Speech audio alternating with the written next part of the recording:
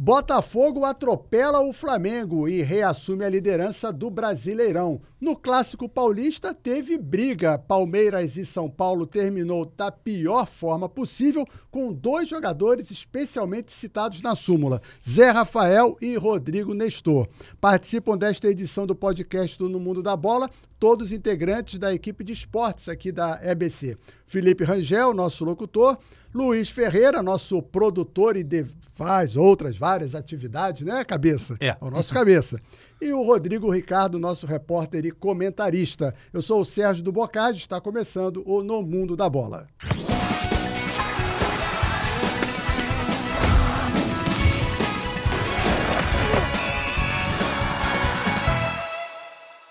Olá, satisfação em recebê-los. Tudo bem? Polivalente, eu começo por você. Vamos falar de que você prefere falar primeiro? Não sei, pode falar. Vamos começar pela briga, que aí a gente encerra logo esse assunto e depois dá destaque maior ao Botafogo. Palmeiras e São Paulo, deprimente, né? Olha, Bocage, mais uma vez, obrigado pela participação aqui no Mundo da Bola, Rodrigo, Felipe. Olha, a gente fica tentando transformar o esporte num lugar, assim, minimamente saudável para o torcedor, minimamente acolhedor para quem quer assistir. A gente vê uma cena lamentável, uma cena grotesca, assim. Uma coisa assim que não tem nome, Bocage. Se eu falar os nomes que me vêm à cabeça, eu tiro o podcast do ar. Você viu um motivo específico? Não vi, eu acho que assim, fazendo paralelo, o Bruno Henrique zoou o Botafogo, foi zoado depois, ficou no campo. Exatamente. Cada um para um lado, cada um para o outro, beleza, o pessoal já tá pensando na outra coisa. Ali o pessoal quis sair no tapa, coisa feia, Bocage. O Rafael Claus, que foi o árbitro, tinha que ser. Ele não expulsou os jogadores, né? Ele, na súmula apenas, ele citou, dizendo que os dois foram expulsos. Zé Rafael, que deu uma gravata, segundo ele, no Rodrigo Nestor, que revidou com um soco. Os jogadores nem vermelho receberam porque já estavam no fosso indo embora. E aí, Rodrigo Ricardo, o STJD diz que vai avaliar as imagens, o procurador Paulo Dantas, e cada jogador pode pegar de 4 a 12 jogos. Acredita nisso? Salve, Bocage, salve, queridos colegas, salve a todos os internautas. Não acredito, mas seria bom, né?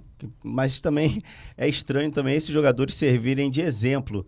Mas não é a primeira vez que Palmeiras e São Paulo brigam, tem um histórico recente, ao longo da história mais ainda. Recentemente teve briga no Morumbi, agora teve novamente no Allianz Parque. Em relação, eu queria me deter um pouquinho ao jogo, acho que foi um bom jogo. Palmeiras foi merecedor da vitória, buscou a vitória o tempo todo, com intensidade. O Flaco Lopes conseguiu achar o gol no finalzinho. E o Palmeiras, assim como o Botafogo, mostra que também está interessado em vencer o Campeonato Brasileiro. E também Libertadores, né? Que, claro. Aliás, Felipe, pode dar de novo Palmeiras e São Paulo na Libertadores. Jesus Cristo. Pois é, e uma pinceladinha histórica a respeito desse confronto, que é um confronto, como bem disse o Rodrigo, Rei, né? histórico, chama-se Choque Rei. Choque Rei. Houve uma época em que, quando o Palmeiras ainda se chamava Palestra Itália, houve o acordo que Getúlio fez com os aliados às voltas da Segunda Guerra Mundial, para que houvesse uma compensação também para que o Brasil apoiasse os aliados na Segunda Guerra.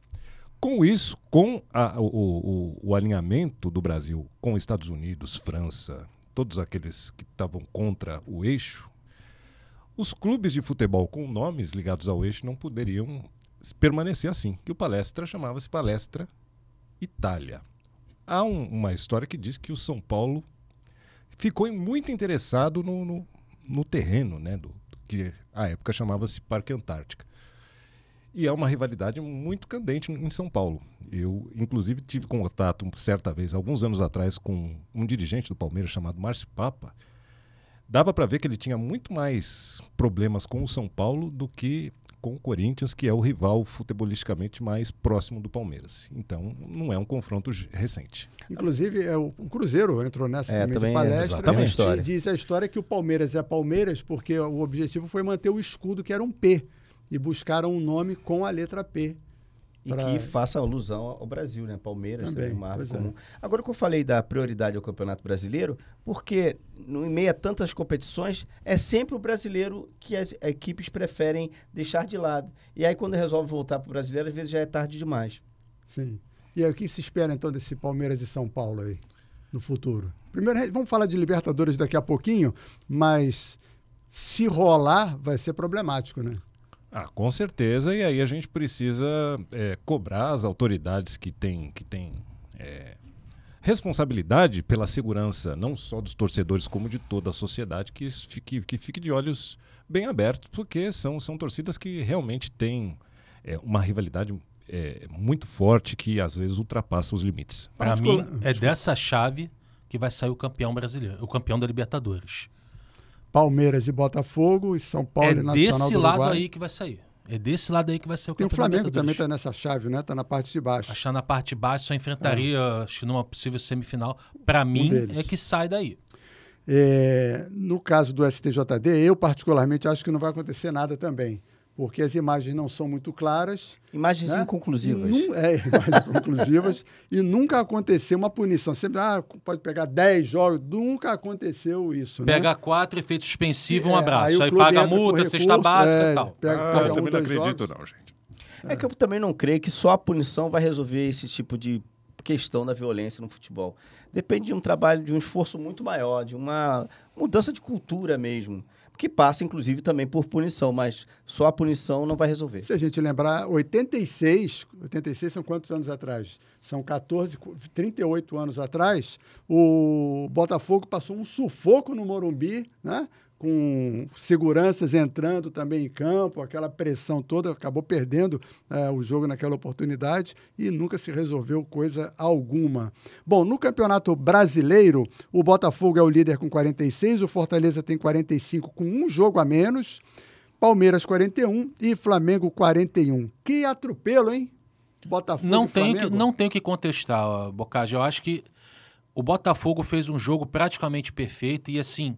Eu acho que a gente tem que tomar assim. Eu vejo muita gente, principalmente nas redes sociais, falando que o Flamengo isso, que o Tite aquilo. Cara, nada tira o mérito do Botafogo. O Botafogo fez um segundo tempo de cinema contra o Flamengo. Jogou em cima. Eu estava comentando até aqui com o Rodrigo Ricardo, fora do ar, dizendo o seguinte: o Botafogo ele ataca muito bem a linha de fundo, ataca muito bem pelos lados. Se você se deixa arrastar, eles abrem espaço para você cruzar para trás e o atacante chegar marcando. Se você salta para marcar, o Botafogo ocupa a entrelinha, ocupa as costas do volante. E é muito bem coordenado, muito bem. E fora que assim, aí eu vou entrar em polêmica de novo para variar. O Botafogo tá com um baita elenco. Porque se você não tinha o Júnior Santos e o Eduardo, que estavam machucados, o John Textor trouxe o Thiago Almada, trouxe o Igor Jesus. Você não tem o Igor Jesus, você tem o Tiquinho no banco, você tem o Tietê, Matheus Martins, você tem uma série de bons jogadores que quando entram mantêm o nível do Botafogo. Hoje o Botafogo joga pelo menos o futebol mais eficiente do país, eu disse eficiente, na minha humilde opinião. O Tite errou? Eu acho que ele errou em alguns aspectos, mas eu acho que nada disso tira o mérito do Botafogo. Ninguém poderia imaginar, assim, poderia se imaginar a vitória do Botafogo, por jogar em casa, o Flamengo está muito desfalcado. Por dizer desde o início que não pouparia ninguém, por jogar seus principais titulares. O Flamengo veio com esse time misto, tem as contusões também, que não tem como resolver. Mas era um jogo... Para mim é o pior problema. Era um jogo-chave, era um jogo de fazer sacrifícios. A gente sabe que as duas equipes estão no meio de duas competições importantes, nenhuma delas está garantida, mesmo o Flamengo...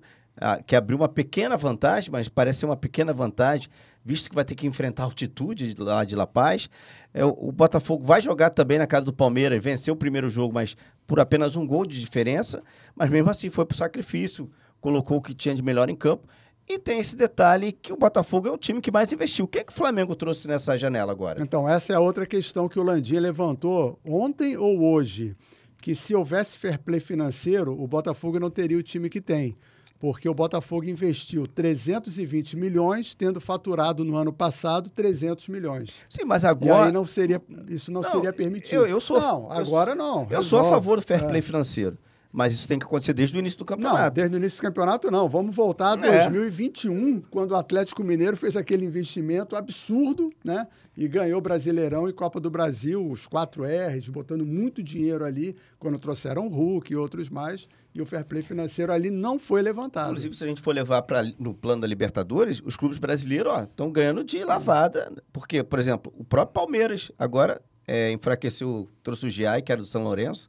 A gente tem os brasileiros, o Flamengo contratou o Nico de la Cruz, do River Plate. o poder financeiro enfraquece os principais adversários da América do Sul, que tem uma economia menor do que a nossa. Eu acho que o Landim perdeu uma grande oportunidade de ficar calado. Não acho não, porque a SAF e o fair play financeiro é exatamente essa alimentação. E eu não estou falando especificamente de Botafogo e Flamengo, mas vamos lá, Fortaleza, Internacional, Corinthians e tantos outros clubes que não têm condição financeira de investir tanto. Não, e com o Botafogo certeza. com a SAF, com o dinheiro do John Textor, é claro que nesse momento fica parecendo que é um choro. Pareceu conveniente, conveniente. Mas eu falo isso desde o Atlético. Não, o fair play financeiro tem que acontecer, Fundamental. porque o fair play financeiro vai equilibrar esportivamente a competição. Ou seja, né, a gente tem que dar uma paridade. Fatura quem A administra Premier bem. League, eu acho que é uma das inspiradoras disso também. Tenta Sim. distribuir A minha premiações iguais. a minha questão com o Landim é simples.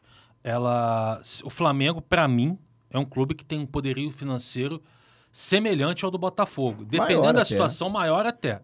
E investe mal. Investe mal. Sim. O Botafogo, o João Textor, ele tá gastando Eu não bem acho que o Flamengo dinheiro. investe mal. Você acha que o Flamengo investe... Aqui- O Nico de la Cruz foi uma péssima contratação? O Flamengo hoje precisa repor pelo menos umas 5 posições. Há quanto Há quanto tempo o Flamengo tempo não tenta se fala que o contratar o Flamengo Claudinho? precisa de lateral esquerdo? Há quanto tempo se fala que o Flamengo precisa de um reserva para Arrascaeta? Não, mas- Há quanto tempo se fala que o Flamengo precisa de um reserva para Não, Everton é Cebolinha? verdade. Aí você entra em outro detalhe.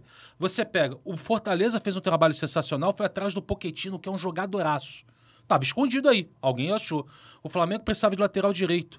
O Bahia foi atrás do Santi Arias, que joga muito. Está fazendo um ótimo campeonato brasileiro pelo Bahia, titular da seleção colombiana. O Flamengo insistiu no Pulgar e, às vezes, e além de não investir, não dá uma olhada assim. Bom, o Flamengo só vai no medalhão. O Flamengo, vamos trazer De jogadores... determinados empresários. Exatamente. É sempre o Claudinho, é sempre o Wendel, tem um outro, tá sempre aí também. Agora eu esqueci São o três. nome. São 3, são sempre esses 3. E assim, às vezes você não abre o olho. O Garro, que tá no Corinthians, o Garro é um jogador que entraria facilmente no time do Flamengo para fazer uma reserva do Arrascaeta. Assim, o Flamengo gasta mal e por isso, para mim, eu acho que o seu Landim, ele tá muito mais preocupado, para mim, com a campanha para colocar o grupo dele político no Flamengo. E se fala desde o início do ano, o Flamengo não tem lateral direito, o Flamengo não tem laterais esquerdos. Trouxe o Vinha, que se machucou, infelizmente. Aí tem as intempéries da vida, acontece. Agora que você tá lembrando, o Flamengo terminou o jogo de ontem com Carlinhos em campo, com um monte de jogadores que não estão no mesmo patamar dos titulares. Enquanto o Botafogo colocou um monte de jogadores... O Carlinho, que a gente pode achar que também não houve fair play financeiro, que foi tirado do Exatamente. Nova Iguaçu às vésperas da final do Campeonato O Matheus Carioca. Martins foi Peraí. oferecido ao Flamengo. Isso Matheus aí é Martins outra foi oferecido ao situação. Flamengo. Sim, mas foi anunciado. Mas a questão do fair play financeiro é a questão jurídica, vamos chamar assim. Sim, de, né? de O limite de investimento. o investir Ok, em jogador eu entendi, mas outra também situação. passa pela questão do poder econômico. Agora, mas eu acho que, sem querer defender o Flamengo, eu concordo com você, que obviamente o Landim está preocupado com a eleição no Flamengo, mas eu acho que o Flamengo tinha uma base, tinha uma estrutura, então optou por contratações pontuais e cirúrgicas, porque a base do Flamengo era excelente. Ela é excelente. Hoje, Então, assim, você traz o Nico de la Cruz, ok, traz o Léo Ortiz, que foi também Excelente. foi uma novela. O Carlinhos foi uma meio de Acho que foi supetão, meio emergencial ali, meio a punição do emergencial. Gabigol. mas também pegou mal, porque foi nas vésperas, foi anunciada a contratação às vésperas da final com o Nova Iguaçu. Claro que o Nova Iguaçu não seria páreo para o Flamengo, mesmo com o Carlinhos vindo depois, mas soou de forma ao estranha. meu ver, o Flamengo olha muito pouco para o mercado sul-americano e Fortaleza, Bahia, Corinthians, mesmo com todos os problemas do Corinthians, ainda dá uma olhada para o futebol sul-americano e a gente não vê o Flamengo só de olho nos mesmos caras. Deixa Aí o não Felipe- dá, bicho. Fala, Felipe. Eu queria pontuar Ouviu um tudo pouco a isso? respeito de como o Flamengo se movimenta no mercado. E vocês falaram muito bem a respeito de que às vezes o Flamengo erra nas suas contratações. E erra mais ainda com os técnicos, né? Porque Nossa. você vem desde Jorge Jesus, quantos técnicos passaram e você ainda está precisando pagar multa, pagar salário dos caras? Vitor Pereira. E nenhum serve. Né, E nenhum Torren, serve. Dorival Júnior, Rogério Ceni. Caramba, Sampaoli. Sampaoli. Imagina a grana que não sai desses cofres para pagar tanta multa. É um problema. E o jogador que sobe da categoria de base, a torcida não tem paciência com ele, porque ele vai oscilar, vai jogar bem 2 jogos, vai jogar mal 3 jogos, porque é assim que funciona. E é tanta mudança no modelo de jogo que o jogador começa com um técnico e termina outro, até se adaptar. Um abraço. Bom, o Fortaleza é o líder do Brasileirão em aproveitamento e pontos perdidos. Fortaleza não é surpresa. Fortaleza, há alguns anos, com o Vojvoda, está sempre aparecendo. Desde maio de 2021. Disputando as competições. Já são 4 anos? Não, Vai para 3 anos e alguma coisa. Não, 3 anos. Maio de 2021. Maio de 2021. Então, o Fortaleza no passado foi vice-campeão na Sul-Americana, já ganhou a Copa do Nordeste, tem esse projeto com o Vojvoda. Não é surpresa, o Fortaleza está onde está. Agora, será surpresa se o Fortaleza for campeão, ainda assim será uma surpresa. Eu imagino o Fortaleza dentro do G4, mas não sei se ele vai ter fôlego para ser campeão. Pode, até, porque tem um jogo a menos, pode até se tornar Tem Fortaleza e Botafogo nas próximas rodadas aí. Exatamente, mas o Fortaleza é uma grata surpresa, é bom a gente ver sair desse eixo Rio-São Paulo, né, ter um time do Nordeste forte, a gente tem o próprio Bahia também. Então, isso que eu ia levantar, muito né? Bem equilibrado. Ali na região do nordestina, vamos chamar assim, na região Nordeste, a briga deve estar boa ali, as provocações, né, entre os tricolores, o Bahia e o Fortaleza. Com certeza, uma Copa do Nordeste cada vez mais valorizada, com equipes fortes. Há a possibilidade do Sport também na Série B voltar, não tá tão fácil assim, mas talvez tenha potencial. Eu sempre quero ver mais clubes do Nordeste na série principal do campeonato. Você acredita que o Fortaleza vai até o final, nesse pique aí, Felipe? Eu tô com o Rodrigo, eu acho que o Fortaleza, eu aposto que o Fortaleza, pelo menos G4 pega nesse Campeonato Brasileiro. Acho que tem chance de título, sim. Não sei se vai bater campeão, não dá para dizer com certeza. Mas existe a possibilidade, sim. O Fortaleza não está na Copa do Brasil. Mas está na Sul-Americana. Mas está na Sul-Americana, exatamente. Tem um adversário difícil. O Botafogo está na Libertadores e na Copa do Brasil, correto? Tá, né? Não, o Botafogo Foi foi eliminado pelo Foi eliminado Bahia. na Copa do Brasil, é verdade. Então, os dois estão em 2 competições só. No caso, são poucos os times que estão nas 3. Fluminense, Corinthians está em 3 competições, o Flamengo e Atlético Paranaense. Não, o Também. Fluminense saiu também. Fluminense sai da Copa do Brasil. Foi Sim, eliminado pela pelo Juventude. Juventude. Foi eliminado pelo Juventude, é verdade. É muito difícil e, assim, os elencos, né? Eu acho que o Tite estava conseguindo gerir. Eu acho que o Flamengo hoje vive seu momento mais difícil na temporada. Porque, né, foi derrotado pelo Botafogo do jeito que foi. Tem um jogo dificílimo na altitude que realmente pesa. Não é fácil jogar com o Bolívar lá. Eu não sei o que pode vir a acontecer em caso de uma nova derrota e uma eliminação para o Bolívar na Libertadores. Muito bem. No sábado, você transmitiu Corinthians e Fluminense 0-0. Dormiu durante o jogo? Minha ou deu pra solidariedade, ficar, tá? Que foi difícil. Minha ou deu pra solidariedade. ficar acordado? Olha, não foi fácil não, mas a gente pôde ver um duelo de um time totalmente esfacelado por desfalques, no caso do Fluminense, um Corinthians que vem praticamente com o time titular, talvez o Yuri Alberto não pôde jogar porque está machucado, Ranieri também, mas é mais ou menos o time titular. E com características distintas. Eu estive ao lado do Bruno Mendes e da Brenda Balbi na transmissão e a Brenda foi certeira numa coisa que ela observou sobre o Fluminense. Trocou de técnico, mas ainda tem um pouco de Fernando Diniz ali. O problema o Fluminense estava sem armação, né? Você tinha ali um Facundo e o André, que era o André que estava operando mais aquele setor, mas não é a característica dele, né? E era uma formação que variava a partir do 4-4-2, enquanto o Corinthians variava a partir do 3-5-2. Foi um jogo com poucas possibilidades. Houve algumas ali, o Fluminense foi mais perigoso no primeiro tempo, o Hugo Souza apareceu bem em alguns lances, mas dá para perceber o porquê de as duas equipes estarem nas colocações de baixo, né, do Campeonato Brasileiro. Do empate, né? Pois é, isso é perigoso e a gente está vendo como as duas equipes se planejaram, né, pro Campeonato Brasileiro e não foi legal, né? Escapam? Eu acho que os dois escapam, mas tá difícil para os dois. Tá bem difícil. O Fluminense hoje está na zona do rebaixamento com um jogo a menos, com 21 pontos em 17º lugar. O Vitória é 18º. O Vitória é o 17º e abaixo Cuiabá e Atlético Goianiense. Diga. Eu acho que um dos dois vai escapar. Não sei se os dois. Eu tenho a mesma sensação. É uma sensação, porque pode sim os dois escaparem, mas o que a gente pode dizer hoje certo? O único que já caiu é o Atlético Goianiense. Exato. O Cuiabá tá jogando a alma, tá vendendo jogos difíceis. Atlético Goianiense que venceu o Inter. Venceu o Inter. Mas o Inter também é outro time que também oscila. Impressionante o Internacional. Se esperava muito do Internacional. Agora o Grêmio nível de também não está investimento. totalmente livre, né? Não. O Grêmio também não está totalmente livre. Mas o Grêmio, pelo menos, está Dividido em muitas mostrando competições também. Tá mostrando uma margem de melhora, né? Já que a gente está falando de Copa Sul-Americana, ou perdão, de Corinthians, Copa Sul-Americana, Fortaleza e Rosário Central, o primeiro jogo foi 1-1. Agora o jogo é no Ceará. Passa o Fortaleza? Passa o Fortaleza. Passo, tranquilo? Se a arbitragem não pender pro lado argentino como pendeu no jogo de ida, passa o Fortaleza. Muito bem. Você, eu não pergunto nada. Belgrano e Atlético Paranaense. Agora na casa do Belgrano, o Atlético venceu o primeiro por 2-1. Venceu por pouco, né? Venceu é uma por vantagem pequena. Vai sofrer, mas vai passar. Cruzeiro 0, Boca 1. Agora o jogo é em Minas.